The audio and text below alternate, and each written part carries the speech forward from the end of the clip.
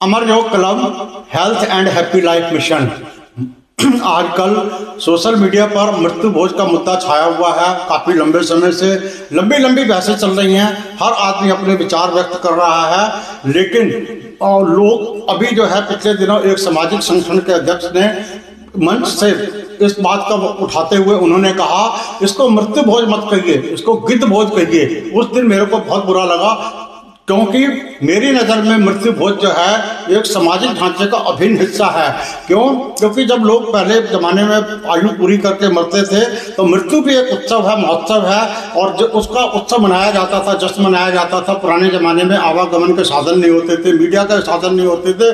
13 दिन तक हर किसी के घर में शोक चलता रहता था, ताकि पुराने लोगों को डिप्रेशन में ना चले जाएं, ताकि आत्मघाती कदम ना उठालें।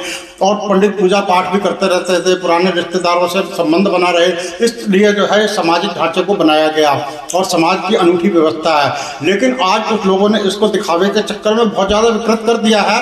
लेकिन उसके बावजूद भी सामाजिक भावना जो हमारे मन में है कि हमारे जो आगे आने वाले लोग हैं वो हमसे जुड़े रहे, पुराने व्यवहार हम लोगों के किन किन लोगों के साथ थे, हमारे पिताजी के संपर्क, हमारे रिश्तेदारियों में। आजकल की तो नई पीढ़ी आपने देखा होगा विदेशों में जाकर के सेटल हो रही है और आपस में उनका कॉन्टैक्ट भी नहीं रह रहा। 150 लोगों का भी उनके लिए निमंत्रण देना एक बहुत मुश्किल काम होता जा रहा है। लेकिन मेरा मानना यह है कि मृत्यु भोज जो है हमें सामाजिक के ढांचे के लिए किस प्रकार से हम इसको जो है कर सकते हैं। वैसे तो लोग बताते हैं कि अपनी निजी जिंदगी में इतने व्यस्त रहते हैं कि उन्हें पता ही नहीं होता कि उनके अपने कौन और अपना कौन है, और इसलिए ऐसे ही कार्यक्रम होते रहते हैं जहां अपनों से भेंट हो पाती है। आज सामाजिक और मानवीय व्यवस्था को तोड़कर मनुष्य को एकांकी बनाने पर जोर दिया जा रहा है, लेकिन कभी ये नहीं सोचते कि जैसे हम दोस्तों को बुलाकर पार्टी करते हैं वैसे ही ये भोज भी एक तरह पार्टी होते हैं, जहाँ हमारे रिश्तेदार एकजुट होते हैं और ना जाने कितनी पीढ़ियों के व्यवहार आपस में बनाए जाते हैं। लोग गिफ्ट देते हैं पंडितों को, दमादों को, बेटियों को, बेटी के परिवार वालों को, ताकि उनके जाने के बाद भी उसका परिवार से पूरा संपर्क बना रहे, आना जाना लगा रहे, ताकि पारिवारिक सामाजिक एकजुटता मजबूत बनी रहे हम लोगों की। क्योंकि हम लोग समाज में रहने वाले लोग हैं। समाज को एकजुट करना, समाज के साथ जुड़कर रहना, ये मानव का गुण है, मानव की शोभा है।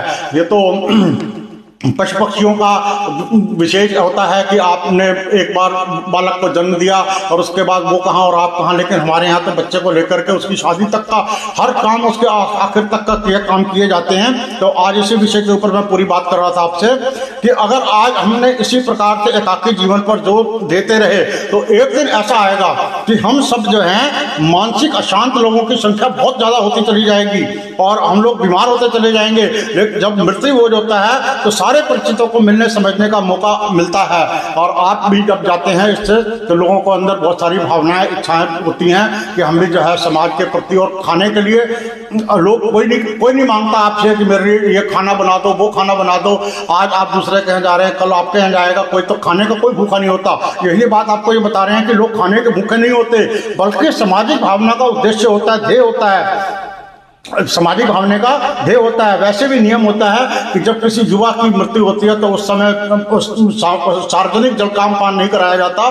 जो रिश्तेदार परिवार के लोग होते हैं वही साइड में होकर के थोड़ा हल्का, जो बाहर से आए हुए लोग होते हैं उन्हीं के लिए भोजन बनवाया जाता है। तो ये अंत में क्या कर रहे हैं कि हमें तो बचपन से पढ़ाया गया है, हमें बचपन से पढ़ाया जाता है कि मनुष्य एक सामाजिक प्राणी है, लेकिन सामाजिक भावना का जिस तरह से लोप हो रहा है उस हिसाब से मनुष्य के अस्तित्व पर ही खतरा मंडरा रहा है। हमारे पूर्वज बहुत बुद्धिमान थे, उन्होंने ऐसी अनूठी व्यवस्थाएं बनाई थी जिससे सामाजिक भावनाएं पोषित होती रहें। लेकिन आधुनिकता की इस दौड़ में हम अपने पूर्वजों की दुर्दशा को समझे बिना मूर्खतापूर्ण जो है एक दूसरे को देखा देखी जो है सोशल मीडिया पर अपने मैसेज को वायरल किए जा रहे हैं। अंत में मेरा आपसे यही निवेदन, प्रार्थना, विनती, अपील है कि आप इस प्रकार के मीडिया पर आने वाले, सोशल मीडिया पर आने वाले आर्टिकल्स को बिल्कुल भी फॉरवर्ड न करें और अपने सामाजिक ढांचे की व्यवस्था को बनाकर रखें, एकजुट रहें, परिवार के साथ, समाज के साथ, देश के साथ जितना हो सके आप उतना, जितना सामाजिक ढांचे को आप मजबूत रखेंगे उतना आप अपने जीवन को सुख, शांति और आनंद से बिता पाएंगे। धन्यवाद।